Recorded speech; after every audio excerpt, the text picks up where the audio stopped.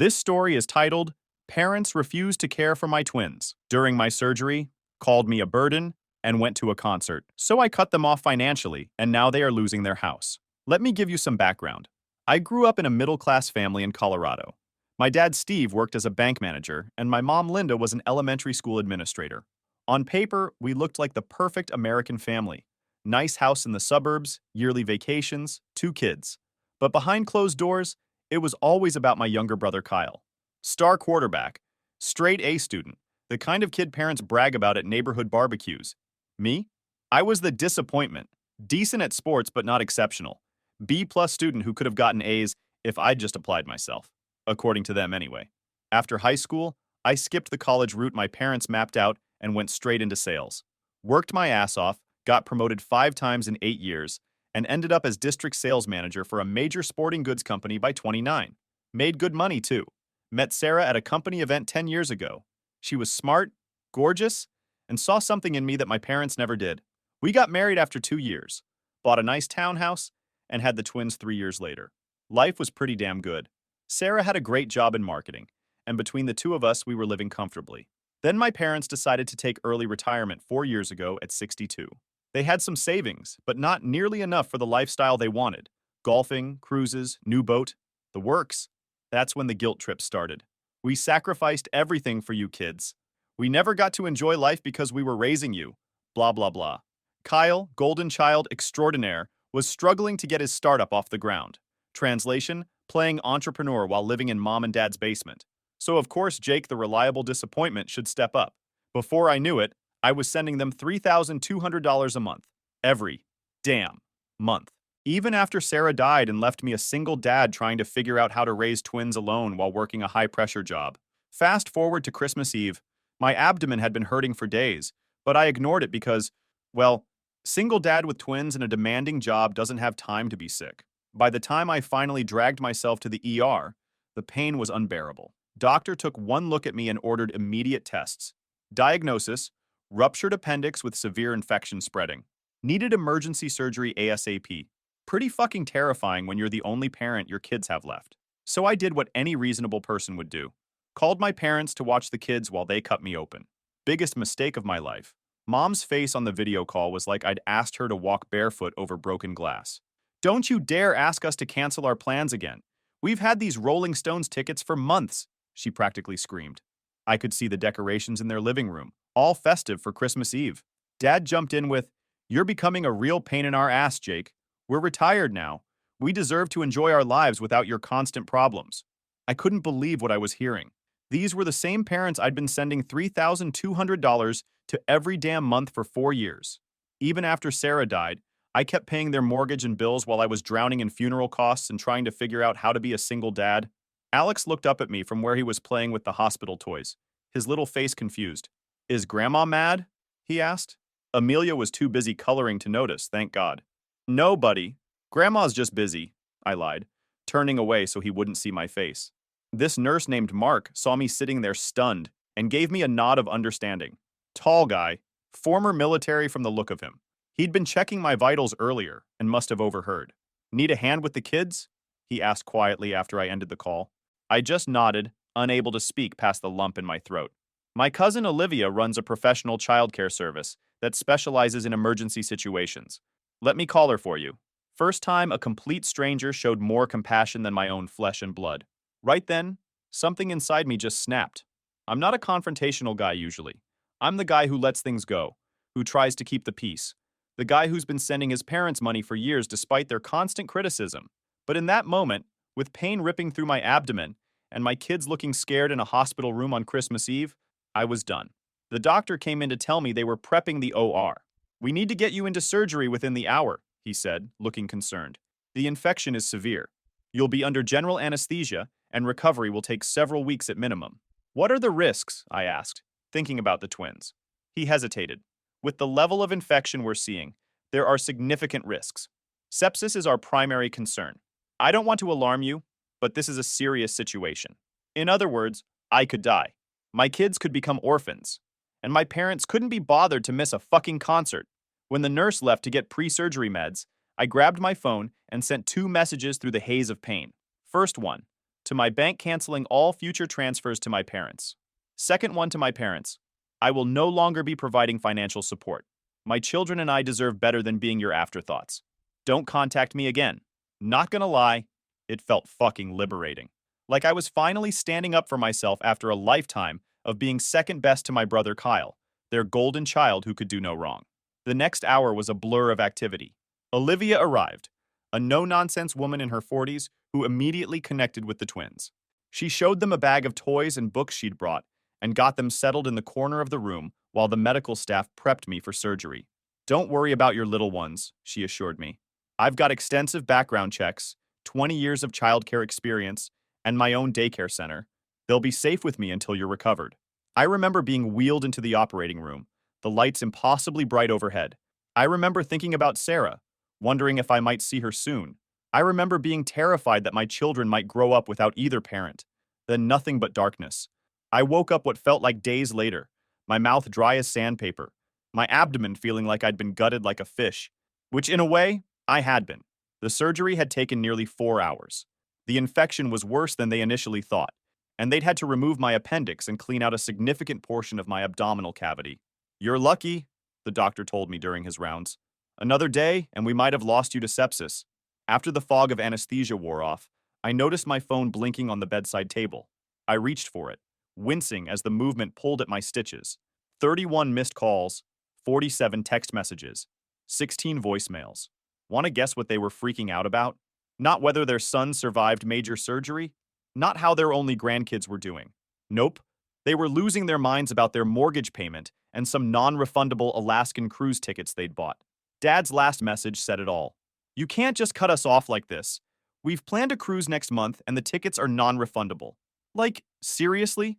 I might have died on that operating table and he's worried about a fucking cruise? I scrolled through the texts, each one making me more certain I'd made the right decision. Mom. Jake, please call us back. We need to discuss this monthly transfer issue. Dad. This is completely irresponsible. We have financial obligations. Mom. We've already told our friends about the cruise. We can't cancel now. Dad. After everything we've done for you, this is how you repay us? By leaving us high and dry? What exactly had they done for me recently? Refused to help when I was literally fighting for my life? Treated my kids like they were inconveniences rather than their only grandchildren? Interestingly, there was also a text from Kyle. Hey bro, mom and dad just told me you were having some routine procedure. What's going on? Why are they freaking out about money? Turns out they'd lied to him about how serious my situation was. Typical manipulative bullshit. I decided to tell Kyle everything. For years, I'd kept my mouth shut about how differently our parents treated us. I didn't want to come across as the jealous older brother. But now, still groggy from surgery and with a 10-inch incision across my abdomen, I didn't have the energy to protect their image anymore. I sent Kyle a long text explaining everything.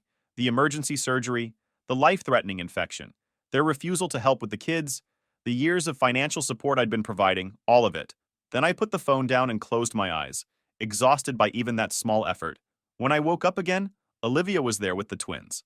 They were coloring quietly in the corner, and she was organizing what looked like medicines and care instructions with a hospital social worker. There he is, Olivia said when she saw my eyes open. Kids, Daddy's awake again. Remember what we talked about? You can say hi, but no jumping on the bed, okay? Alex and Amelia approached cautiously, their little faces serious. Does your tummy still hurt, Daddy? Amelia asked, her finger in her mouth, a habit she'd picked up after Sarah died. Yeah, princess, it does. But the doctors fixed what was wrong, so I'm going to get better now. I held out my hand, and she took it solemnly. We're being good for Miss Olivia, Alex informed me proudly. And we made you pictures. Want to see? I spent a few minutes admiring their artwork before Olivia gently suggested they go back to their coloring so she could talk to me. Once they were settled, she pulled a chair up next to the bed. I've arranged everything with the hospital social worker, she said quietly. I'll take the children to your home each night and bring them back during the day. The hospital staff has my credentials on file now, and I've hired one of my most trusted assistants to help with night shifts at your place. I started to thank her, but she waved it off. Mark filled me in on the situation with your parents. I've been in childcare for 20 years, Mr. Mitchell, and unfortunately, I've seen this kind of family dynamic before. You focus on getting better. The kids will be safe, I promise. Just then, my phone buzzed with a text from Kyle. Jesus Christ, Jake. I had no idea. I just had a massive blowout with mom and dad, about how they treated you. I'm crashing at a hotel tonight. Can we talk tomorrow? Maybe I wasn't completely alone in this fight after all. Coming home from the hospital 5 days later was rough as hell. The incision felt like a hot poker every time I moved, and chasing after two energetic toddlers when you're still basically held together by stitches is no joke. Thank God for Olivia and her team. They were amazing with Alex and Amelia and helped me get back on my feet. I've always been the guy who handles his own problems. Before this, I was working 50 to 60 hours a week as a district sales manager, hitting the gym 5 days a week despite the crazy schedule, and still managing to be a decent dad. I prided myself on being strong, both physically and mentally, but this was too much even for me. The first night home, after Olivia had helped get the twins to bed, I sat on the couch staring at the Christmas tree we decorated just before I got sick. The presents were still under there, unopened. The kids had spent Christmas in a hospital room, and their dad had almost died. Some fucking holiday. I made some serious decisions that night. First, I decided to hire Olivia's service part-time for at least the next few months. The company had agreed to let me work remotely during recovery, but there was no way I could handle sales calls and manage two toddlers while recovering from major surgery. Second, I contacted a lawyer about drafting a will naming my best friend Eric as the twins' guardian if anything happened to me. Not my parents. Never my parents. Eric and his wife had been rock since Sarah died, and they loved Alex and Amelia like their own kids. Third, I blocked my parents' numbers but kept limited contact with Kyle to see if his apparent change of heart was genuine. And fourth, I canceled my gym membership and ordered some basic home equipment instead.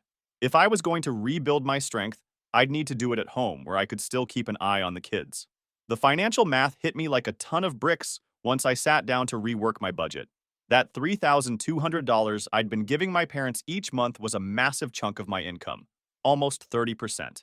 Without that drain, I could actually afford proper childcare, the home gym equipment, and maybe even start rebuilding our emergency fund that got decimated after Sarah died. My company was understanding about the situation, at least. My boss visited a week after I got home, bringing a massive gift basket and offering to shift some of my accounts to other managers temporarily. Take the time you need, he said. You've built up enough goodwill in this company that we can carry you for a while. That night, Kyle came over with Chinese food. For him, I was still on pain meds. So they really refused to watch the kids because of a Rolling Stones concert? He asked, shaking his head in disbelief. We were sitting at the kitchen table, speaking quietly so we wouldn't wake the twins. Yep, I confirmed, picking at my lo mein. Told me I was becoming a burden, and they deserved to enjoy their retirement without my constant problems. Kyle winced. I had no idea you were sending them that much money every month. They always made it sound like you helped out occasionally, not that you were basically funding their entire lifestyle. Yeah, well, I shrugged, then immediately regretted it as pain shot through my abdomen. They're good at spinning narratives. They sure are, Kyle agreed. You know what they told me about the surgery? That you had a minor procedure for an infected cyst, nothing serious. They said you were being dramatic and using it to punish them financially. I laughed, then clutched my stomach because it hurt too much. Dramatic? I nearly fucking died, Kyle. The doctor said another day and I would have been in septic shock. Kyle looked at me, really looked at me, maybe for the first time in our adult lives. I'm sorry, Jake. I should have seen what was happening. All these years. He trailed off, looking genuinely distressed. How could you? I said, surprised to find I meant it. They've been playing us against each other since we were kids. Golden child versus disappointment. Classic narcissist parenting playbook. I'm not the golden child anymore, Kyle said grimly. I refused to loan them money for their mortgage payment. Dad called me ungrateful and disrespectful. Mom cried and said I was breaking her heart. It was eye-opening, to say the least. Still felt weird, though. Like there was this guilt gnawing at me for abandoning them, even though they'd abandoned me first. That's what happens when you're raised by manipulative people. You feel responsible for their happiness even when they don't give a shit about yours. You think I did the right thing? I asked Kyle, hating how uncertain I sounded. Cutting them off completely?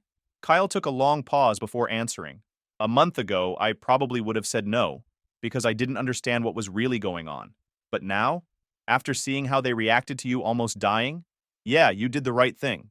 And honestly, it might be the wake-up call they need. For the first time in weeks, I felt like maybe I wasn't crazy. Maybe I wasn't the bad guy in this story. Maybe I was just finally standing up for myself and my kids. 2 weeks post-surgery, I was slowly healing. Still hurt like a motherfucker when I moved too fast, but I was managing.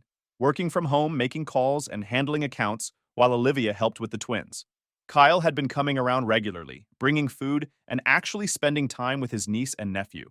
It was weird seeing him step up like this, but I appreciated it. I'd started doing light exercises too. Nothing like my old gym routine, but enough to feel like I was making progress. The human body is amazing. It can get torn apart and still find a way to put itself back together, given enough time and care. My stomach muscles had been sliced open, and simple things like sitting up or laughing were still challenges. But each day was a little better than the last. The incision was healing nicely, the doctor said during my follow-up. The infection was gone. I was going to be okay. Then came the knock I'd been expecting. It was a Saturday afternoon. Olivia had the day off, and I was alone with the twins. They were napping, thank God, and I was on the couch watching some mindless action movie with the volume low when I heard it. 3 sharp raps on the front door. I knew who it was before I even checked the peephole. Call it instinct or just knowing how predictable they really were. There they stood in the hallway, Mom clutching her Louis Vuitton purse. A Christmas gift from me last year, ironically. Dad with his arms crossed, looking like I was wasting his precious time. I only opened the door a crack, standing firm despite the pain in my abdomen. "What do you want?" I asked, keeping my voice level to avoid waking the kids. Mom put on her fake sweet voice. "Jake, honey, we've been so worried. You haven't been answering our calls?" "Yeah, right. Worried about their bank account, maybe." Dad pushed against the door slightly. "We need to discuss this ridiculous financial situation. The bank called about our mortgage payment, and we had to dip into our cruise savings to cover it. The fucking audacity. No, how's your recovery? No, can we see our grandkids? Just, where's our money?" "I told you I'm cutting financial ties," I said, my voice deeper and steadier than I expected. "I meant it. But honey," Mom whined, "we've come to depend on that money. Your father and I adjusted our lifestyle based on your commitment to help us." My commitment? I couldn't believe my ears. "I've been sending money out of guilt and obligation while you couldn't even watch your grandchildren during my emergency surgery." Dad's face got all red. "That's not fair, Jake. We had plans." "Plans? More important than my children's safety? More important than my life?" My hands were balled into fists now. "Do you know what the doctor said? There was a chance I might not make it off that operating table. Did you even bother to ask?" Their silence said it all. "We made one mistake," Mom whispered dramatically. "This isn't punishment, Mom. This is consequence," I said, standing taller despite the pain it caused. "I've spent my entire life trying to earn your approval, and in my moment of greatest need, you chose concert tickets over helping me." My voice must have woken up Amelia, because suddenly she was there, toddling up behind me with her stuffed elephant dragging on the floor. Mom immediately switched tactics, bending down and cooing through the crack in the door. "There's my precious little angel. Grandma brought presents." Amelia backed away, hiding behind my legs. She didn't even recognize these people who were supposed to be her grandparents.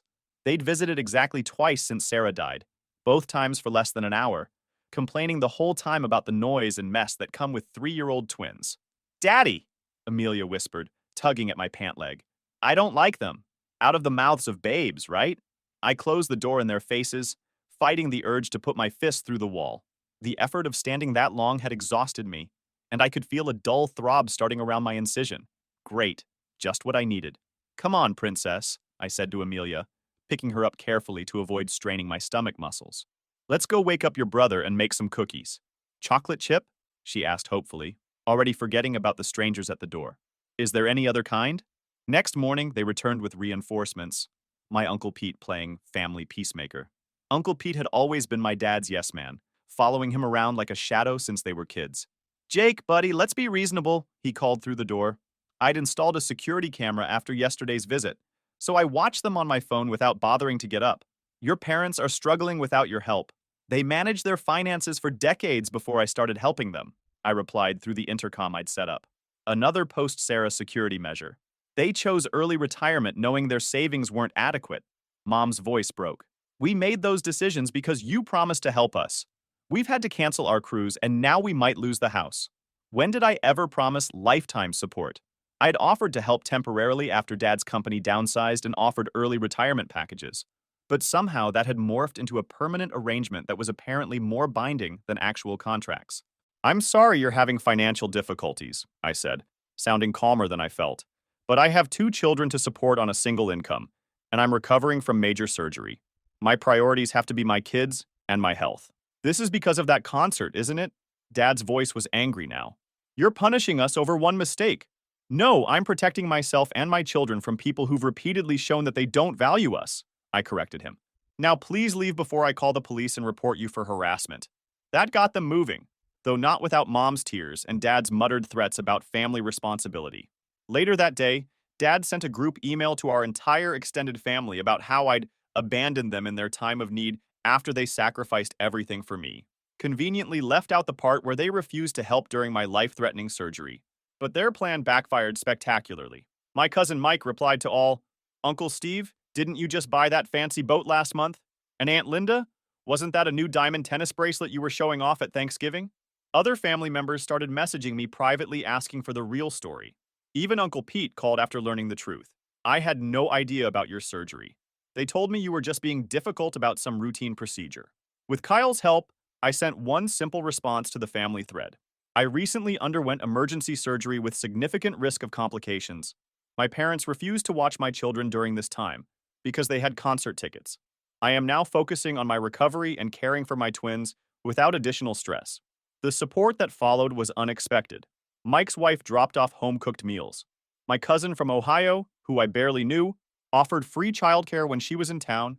Kyle started spending weekends with us.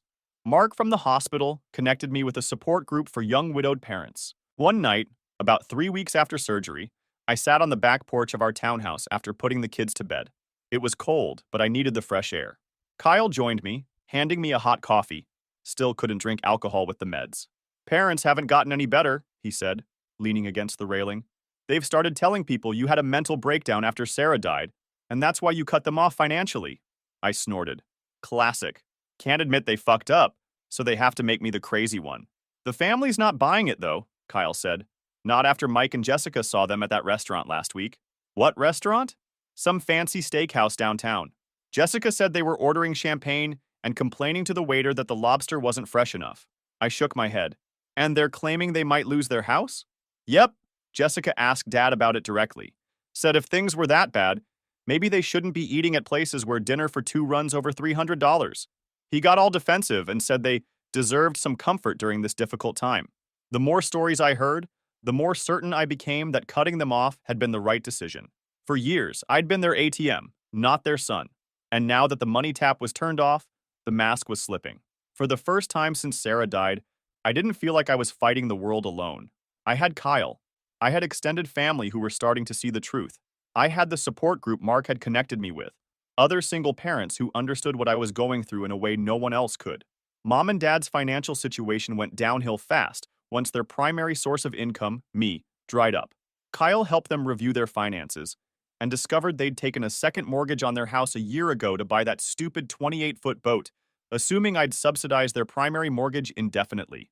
They've been lying to everyone, Kyle told me, shocked. We were at the park watching the twins play on the swings.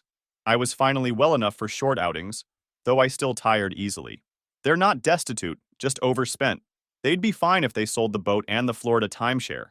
How bad is it really? I asked, waving at Amelia as she called for me to watch her go down the slide. They've got about $230,000 equity in the house, but they're leveraged to the hilt. The boat loan is underwater. They owe more than it's worth now. The timeshare is practically worthless. They've got maybe $50,000 in actual retirement savings left, and they're spending like they've got 10 times that amount.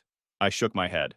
And they had the nerve to tell me I was financially irresponsible when I bought that used Jeep last year. Classic projection, Kyle said. They're freaking out because next month's mortgage payment is coming due, and they don't have the cash to cover it. A month after surgery, Kyle called with news. They received a foreclosure notice. The bank is giving them 60 days to catch up on payments, or they'll lose the house. What about their retirement funds? I asked, lifting weights with my good side while we talked. Started hitting the home gym again. Nothing helps clear my head like a good workout. Mostly gone. They spent a chunk on that boat, then invested the rest in some crypto bullshit Dad's golf buddy recommended. They lost almost everything. That evening, I got desperate texts from both parents, openly begging for money. Mom's message was particularly revealing. We never thought you'd actually cut us off. We assumed you were just angry and would start sending money again after a week or two. They never took me seriously. Never respected me at all. Never believed I'd actually stand my ground. I didn't respond to the texts. What was there to say? Sorry you gambled your retirement on crypto and a boat while treating your son like an ATM? 3 months after my surgery, My parents finally faced reality. They had to sell their 4,500 square foot golf course house. Dad reluctantly sold his boat at a loss. They unloaded the timeshare for pennies on the dollar and moved into a modest condo that Kyle helped them find. They're actually blaming you for their financial problems in front of everyone, Kyle told me during one of his weekly visits. We were assembling a new bunk bed for the twins, who had decided they wanted to share a room. Mom was at Aunt Carol's birthday party telling anyone who would listen that you abandoned them in their hour of need and forced them to sell their dream home. Let them talk, I replied, feeling stronger every day, both physically and mentally. The truth spoke for itself. Anyone who matters knows what really happened. And it was true. The family grapevine had worked overtime, and the real story had spread. My parents' narrative was falling apart as more relatives learned about their refusal to help during my surgery, their lavish spending despite claiming poverty, and their general self-centeredness. By 6 months post-surgery, I had fully recovered physically. The scar across my abdomen was a vivid reminder of how close I'd come to leaving my children orphaned, but it no longer hurt. I'd regained my strength through careful exercise and good nutrition. My sales numbers at work were back up, and my side business as a personal trainer was growing steadily. I'd put in an offer on a house in a suburb 20 minutes outside the city, a 4-bedroom with a finished basement I could convert to a home gym, a big backyard for the twins, and excellent schools nearby. The mortgage would actually be less than what I was paying for the townhouse, thanks to the substantial equity I'd built up. Life was looking up. I'd set firm boundaries with my parents through Kyle, who was still in limited contact with them. They weren't allowed to contact me directly, weren't allowed to see the twins, and certainly weren't getting any more money from me. It hurt sometimes, knowing that my children essentially didn't have grandparents, but I reminded myself that toxic people aren't good influences, no matter what their title is. Then came the ultimate karma payback. It was a random Tuesday when I got the call from Kyle. Dad's in the hospital. Heart attack. Pretty serious one. Despite everything, I felt a pang of something. Not quite guilt, not quite concern. Just a recognition that he was still my father, even if he'd been a terrible one. How bad? I asked, putting down the protein shake I'd been making after my morning workout session with a client. Bad enough. He's stable now, but the doctor says he needs bypass surgery. Triple bypass. Jesus, I muttered. Is Mom with him? Yeah, she's freaking out. Not just about Dad, but about money. They let their health insurance lapse to save money, Kyle explained. The medical bills are going to be astronomical. 2 days later, my phone rang with a number I didn't recognize. I almost didn't answer, thinking it might be a spam call. But something made me pick up. Jake, my mother's voice sobbed through the speaker. She was calling from a new phone. We need help. Your father needs triple bypass surgery. The hospital wants $30,000 up front before they'll schedule the procedure. I sat down heavily on the couch, rubbing my hand over my face. The twins were at preschool, and I'd just finished with a client. The house was quiet except for her desperate voice. What about your retirement? I asked, keeping my voice neutral. No sense adding emotion to an already charged situation. Gone, she whispered. We've sold everything we could. The condo is underwater. We barely have enough to cover next month's rent. And your jewelry? Dad's golf clubs? The luxury watches? I pressed. They'd had quite the collection of expensive toys last time I'd seen them. All gone, she said, her voice breaking. Please, Jake. He'll die without this surgery. The doctors say it needs to happen within the next 2 weeks, or the risk increases significantly. I took a deep breath, closing my eyes. Was this another manipulation tactic? Possibly. But even if it was, my father's life was potentially at stake. I might have cut them off financially, but I wasn't cruel enough to let him die if I could prevent it. I'll come to the hospital tomorrow, I said finally. We can talk then. Oh, thank God, she breathed. I knew you wouldn't abandon us completely. I hung up without responding to that little jab. Some things never change. The next day, I arranged for Olivia to pick up the twins from preschool and watch them for a few hours while I drove to Denver General. I hadn't been back to a hospital since my own stay a year ago, and the antiseptic smell brought back unpleasant memories as I made my way to the cardiac unit.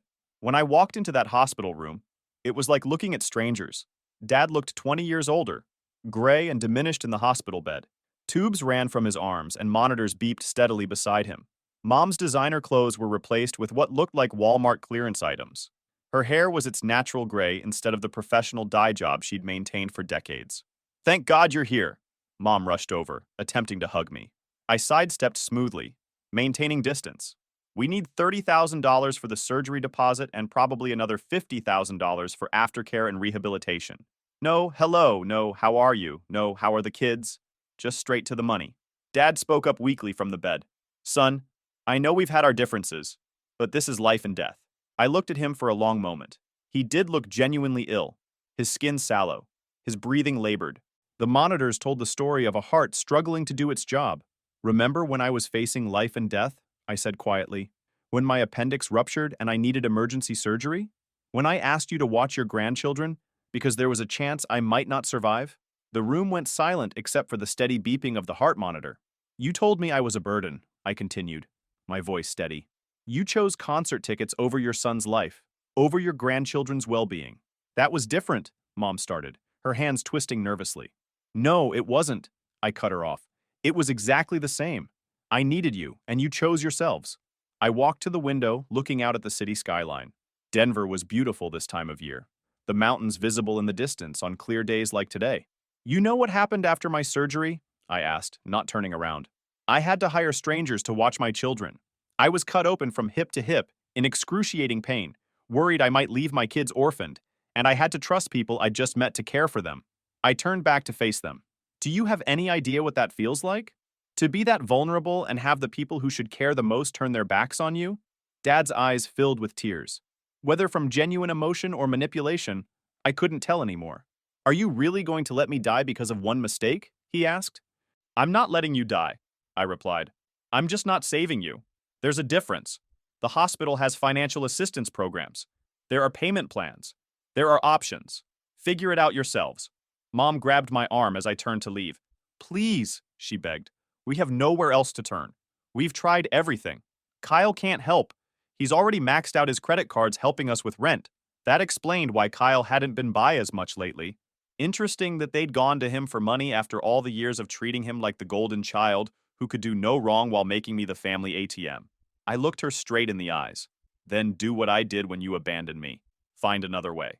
As I walked toward the door, Dad called out, his voice stronger than it had been the whole visit. We're still your parents, he said angrily. You can't just walk away. I stopped but didn't turn around. I walked away a year ago. You just didn't believe me. Mom followed me into the hallway, her voice desperate. At least think about it, Jake. For your father's sake. I have thought about it, I told her. For a whole year, I've thought about what family really means. And I've realized something important. DNA doesn't make you family. Love, respect, and showing up when it matters. That's what makes you family. I left her standing there in the sterile hospital corridor, her makeup running down her face. As I walked out of that hospital room, I felt no triumph, no satisfaction in their suffering, just a calm certainty that I was finally free of the obligation I'd felt my entire life. I'd broken the cycle of manipulation and control. That evening, I sat on my back deck watching Alex and Amelia chase fireflies in the yard. Kyle joined me. That was intense today, he said. Are you okay? I thought about it for a moment. Yeah, I am. For the first time in my life, I think I actually am. What about Dad's surgery? I called the hospital's financial counselor, gave them some information about programs Dad would qualify for. He'll get the surgery. They won't let him die. Kyle nodded slowly. You're a better man than I would be. It's not about being better, I said, watching my kids laugh and play. It's about breaking free. I'm not spending my life trying to earn love from people who don't know how to give it. So what now? Kyle asked. They're going to lose the condo. They have nowhere to go. I sighed. This was the part I'd been wrestling with on the drive home. They can stay in my old townhouse. Kyle looked at me in surprise. You still own it? Yeah. I've been renting it out, but my tenants just gave notice they're moving out of state. It's not fancy, but it's a roof over their heads. They can pay what they can afford for rent, and I'll cover the rest for now. That's pretty generous, considering everything, Kyle said. Why would you do that? Because I don't want to be like them, I said simply.